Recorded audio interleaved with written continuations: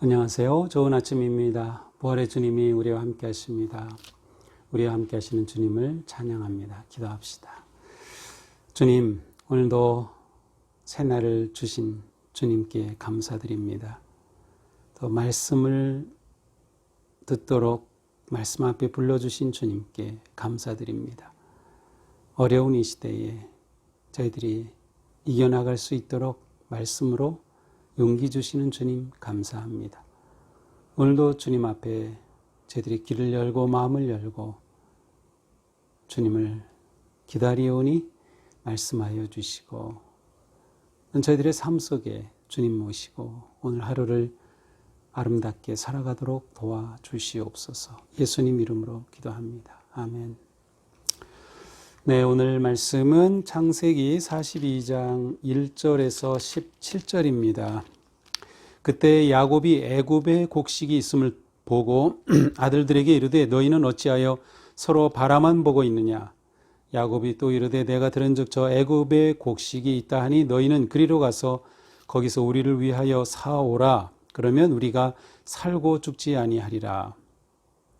요셉의 형 10사람이 애굽에서 곡식을 사려고 내려갔으나 야곱이 요셉의 아우 베냐민은 그의 형들과 함께 보내지 아니하였으니 이는 그의 생각에 재난이 그에게 미칠까 두려워함이었더라.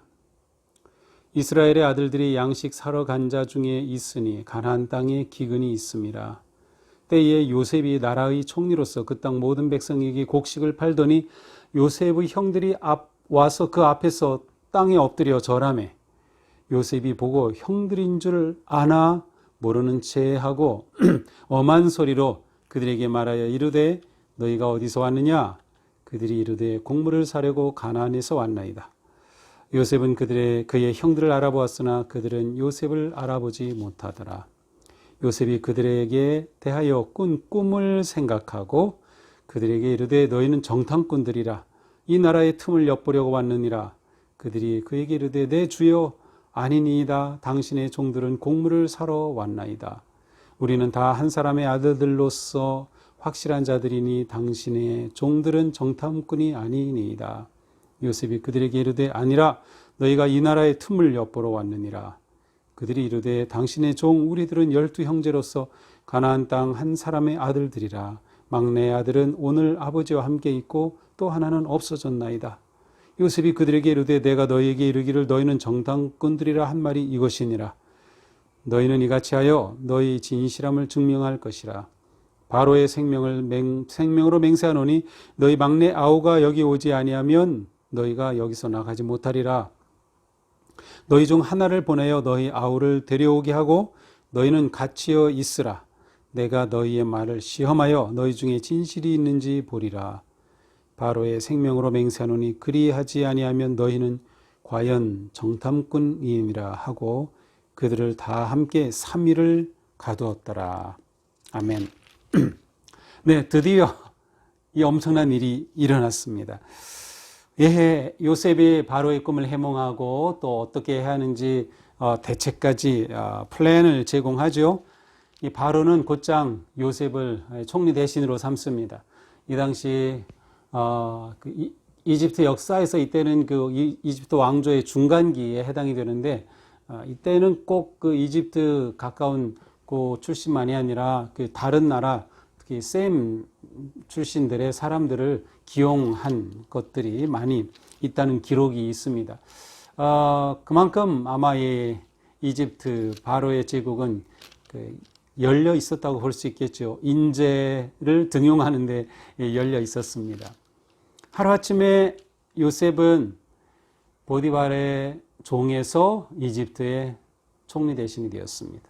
그리고 꿈을 해몽한 대로 풍년이 들었고 또 7년 후에 흉년이 찾아옵니다. 자, 어제 본문 맨 마지막에 보니까 기근이 온 세상에 심함이었더라. 이 기근은 가나안 땅에도 예외가 아니었습니다. 그 땅도 기근이 심히 찾아왔죠. 자, 이렇게 되니까 이제 가나안에 있던 야곱 가족들은 걱정입니다. 곡식은 점점 없어지고 어디서 구할 길이 없습니다. 그러자 야곱이 아들들에게 말하죠. 어찌하여 서로 바라만 보고 있느냐? 서로 코빼기만 쳐다보고 있습니다. 그런다고 먹을 곡식이 생기는 것도 아니죠. 더 있다가는 굶어 죽게 생겼습니다. 그래서 야곱이 말하죠. 내가 들으니까 애굽에 곡식이 있다 하더구나. 너희는 거기로 가서 사오면 우리가 죽지 않고 살 것이다. 그들이 그냥 굶어 죽을 수야 있겠습니까? 결국 요셉의 형들이 애굽으로 곡식을 사러 떠납니다. 그때 요셉의 동생이었던 베냐민은 데리고 가지 않습니다. 그 이유가 4절에 보니까 야곱이 생각하기에 재난이 그에게 미칠까 두려움이었더라. 그래서 재난이라고 하는 이 단어는 육체적인 어떤 해를 받는 것을 말합니다.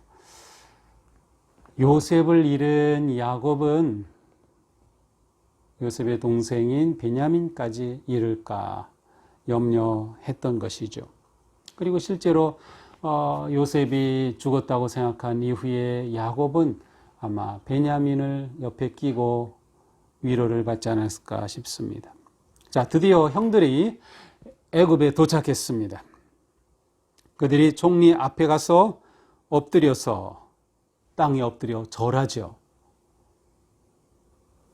곧장 7절에 보니까 요셉이 보고 형들인 줄 아나. 요셉은 그 순간 형들인 것을 금방 알았습니다. 그러나 모르는 체하고 엄한 소리로 그들에게 말하여 너희가 어디서 왔느냐라고 말합니다. 자, 이 순간 요셉의 마음은 어땠을까요? 엄청 떨렸겠죠. 온갖 지난 삶의 그 눈물과 울부짖음과 외로움과 애통이 몰려왔을 것입니다. 요셉은 그러한 자신의 마음을 감춥니다. 그러나 형들은 요셉을 알아보지 못하고 있습니다. 왜 알아보지 못했을까요? 일단 마음으로는 요셉에 대한 생각이 전혀 없었겠죠.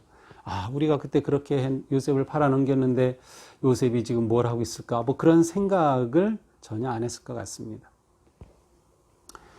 또한 요셉은 이제 이집트에 와서 이집트의 복장을 했겠죠. 그 당시에 사람들을 생각해 본다면 아마 수염을 기르고 있었을 것이고 머리에 두건을 쓰고 있지 않았을까요? 이렇게 총리로 또 총리 옷을 입고 있는 그 모습을 보면서 감히 요셉이라고 전혀 생각할 수 없었을 것 같아요. 자, 근데 9절에 보니까 요셉이 그들에게 대하여 꾼 꿈을 생각하고 이 순간 요셉은 꿈을 생각했습니다. 그때 37장에 나오죠. 17살 때 내가 형들에게 말했던 그 꿈. 내 곡식단이 있고 다른 곡식단은 내게 다 절하더라. 해와 달과 11별이 내게 절하더라. 이야, 요셉은 그 꿈이 퍼뜩 떠올랐습니다. 그 꿈이 바로 이 모습이었구나. 요셉은 그 꿈이 무엇인지 깨닫기 시작하죠. 그러나 사실 이것이 꿈의 성취는 아닙니다.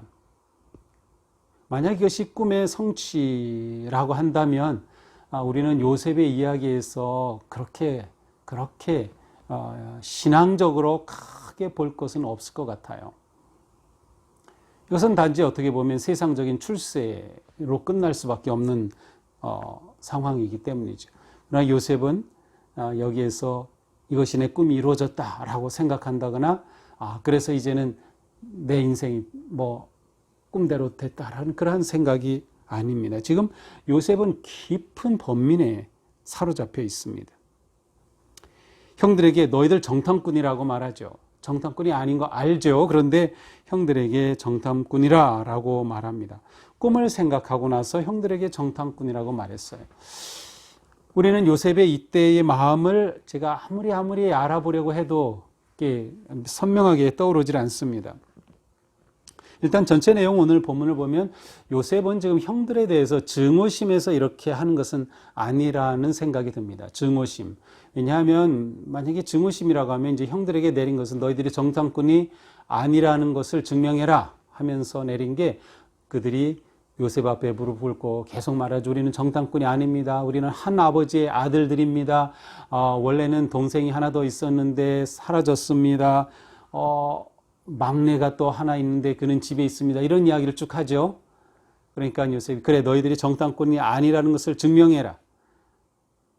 너희들 다 감옥에 남고 한 명만 가서 너희가 동생이 있다고 했지. 그를 데리고 오면 너희들 말이 정말이야. 그렇게 해서 정탐꾼의 누명을 벗어야 된다. 이렇게 말하고 있죠. 이렇게 해서 이제 3일간 옥에 가두게 되는데 만약 요셉이 이 형들에 대해서 증오심에서 복수하려고 했다면 그냥 고작 3일 옥에 가둘까요? 그것은 아닌 것 같죠. 형들을 정탐꾼이라고 하고 그리고 그들에게 3일 감옥에 있도록 한 이것이 저에게는 굉장히 의미 있게 다가왔습니다. 요셉은 지금 갑작스럽게 벌어진 이 상황 가운데서 스스로가 신앙적으로 이것을 아직 정리하지 못하고 있습니다. 그럴 수밖에 없죠. 갑자기 일어났는데 야 하나님의 뜻이 성취되었다 이렇게 본다거나 그것이 아니에요. 지금 요셉은 번민에 깊이 빠져듭니다. 그에게는 시간이 필요했죠. 생각할 시간, 본문에는 나오지 않지만 하나님 앞에서 하나님 도대체 이것이 무엇입니까? 하나님께서 제가 어릴 때 꾸었던 그 꿈, 하나님이 주신 그 꿈, 이것으로 그 꿈이 이루어진 것입니까? 이게 전부란 말입니까? 제가 받은 상처와 아픔은 어찌하고요? 요셉은 이 문제를 가지고 하나님 앞에 나아가 생각하고 기도하지 않았을까요? 더 나아가서 요셉은 형들에게 생각할 시간을 준 것 같습니다. 그들이 3일 동안 감옥에서 뭘 할까요? 감옥에 펄썩 주저앉아서 서로 얘기하면서 많은 생각을 하겠죠. 야, 우리가 여기까지 왔는데 우리가 그때 요셉을 팔아넘겼지. 그때 대상들이 가는 그 루트 길은 거기서 가면은 그냥 애굽이에요. 그러니까 애굽으로 갔다는 것은 충분히 생각했을 것 같아요.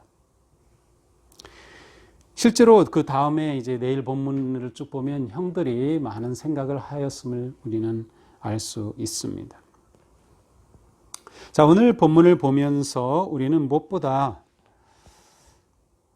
지금 우리가 코로나19의 위기, 고난 가운데 있는데 이런 상황에서 요셉이 형들을 보면서 꿈을 생각하였듯이 우리도 이 요셉의 이야기를 계속 보면서 계속 꿈을 생각해 보자는 거죠. 그것은 단지 내가 가지고 있었던 어떤 그런 꿈 이전에 하나님이 내게 주셨던 꿈, 하나님 앞에서 내가 기도했던 그 기도, 내가 정말로 하나님 앞에 바라던 그것, 내 영적인 삶이나 내 자녀들이나 교회 생활이나 그 모든 것, 내 직장, 내 사업이 모든 것들에 관해서 우리가 다시 한번 생각해 보자. 하나님은 나를 향해 어떤 계획을 가지고 계신 것일까? 제가 섭리와 형통이 중요하다고 말씀드렸는데 정말 내가 이런 상황에서 형통한 인생으로 가고 있는 것일까? 하나님께서 나를 향해 어떤 계획을 가지고 계신 것일까? 내가 놓치고 있는 것은 무엇일까? 생각하는 거죠. 두 번째로 형들을 감옥에 가두었듯이 그래서 3일간 생각할 시간을 가지고 또한 기회를 주었듯이 우리도 그러한 생각을 많이 해야 합니다. 그러니까 이러한 때 우리는 신앙적인 생각을 깊이 할 수 있어야 돼요. 이 요셉의 이야기를 통해서 우리는 그러한 생각으로 우리 스스로를 이끌어갈 수 있습니다. 우리에게 일어난 이 모든 것들을 깊이 생각하는 거죠. 저도 요즘 다시 교회에 관해서 다시금 생각하기 시작했어요. 그러니까 교회에 관한 시리즈 설교를 끝냈지만 최근에 모 교회를 통해서 일어난 이러한 어려운 일들을 보면서 도대체 교회란 뭘까? 이러한 상황에서 교회 생활은 무엇이고 신앙생활은 무엇이고 어떻게 해야 하는 것일까를 많이 생각하게 되었어요. 우리가 지금 경험하듯이 이집트에 기근이 왔을 때 하나님의 자녀들이었던 야곱의 모든 그 자녀들도 똑같이 기근을 겪었습니다. 다 겪었죠. 우리가 코로나19를 맞이해서 우리가 그리스도인이기 때문에 우리를 싹싹 피해가서 우리는 그리스도인 한 명도 코로나에 걸리지 않고 그런다면 진짜 얼마나 좋겠어요. 막 사람들이 예수 믿겠다고 난리치겠죠. 근데 우리도 똑같이 고난에서 예외가 아니다. 그러나 우리가 예수님을 믿고 하나님의 자녀라고 하는 것은 이런 상황에서 고난을 보는 마음과 생각이 다르고 우리는 이 상황 속에서도 하나님의 뜻과 형통한 인생을 꿈꿀 수 있다는 거죠. 고난이 끝이 아니라 고난으로 이루어 가실 하나님의 그 놀라운 은총의 삶을 우리는 바라볼 수 있습니다. 오늘 하루 우리가 사는 동안에도 믿음으로 우리 삶을 또 환경을 보면서 하나님, 제 삶에 하나님 함께 하셔서 요셉처럼 형통한 인생길로 나아가도록 인도하여 주옵소서. 제가 그 하나님의 손길을 보게 하옵소서. 주님께 맡기는 하루가 되기를 축복합니다. 기도합시다. 하나님, 오늘은 요셉이 형들을 만난 극적인 그러한 장면을 보았습니다.